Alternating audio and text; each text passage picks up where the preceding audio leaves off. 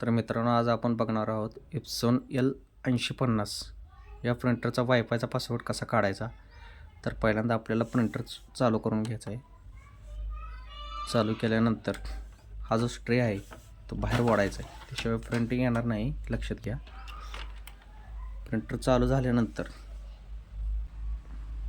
वायफायचा जो आयकॉन आहे तो स्टॉप दिसला पाहिजे आपल्याला. स्टॉप दिसला तरच वायफायचा पासवर्ड हा काढू शकतो.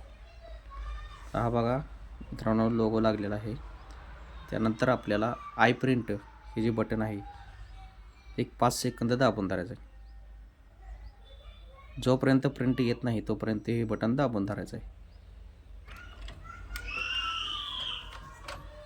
प्रिंट घेतल्यानंतर हे बघा, आपण पाहू शकता प्रिंट घेतलेली. बटन सोडून द्यायचं आहे.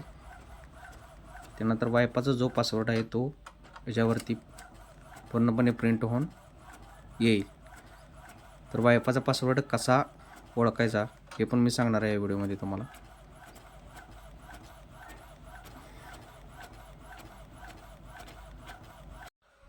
तर बघू शकता मित्रांनो, प्रिंट आलेली आहे. तर वायफायचा पासवर्ड कसा ओळखायचा, तर याच्यामध्ये हे पासवर्ड जे लिहिलेलं आहे त्याच्या समोरचा जो पासवर्ड आहे तोच वायफायचा पासवर्ड आहे, हे लक्षात घ्या.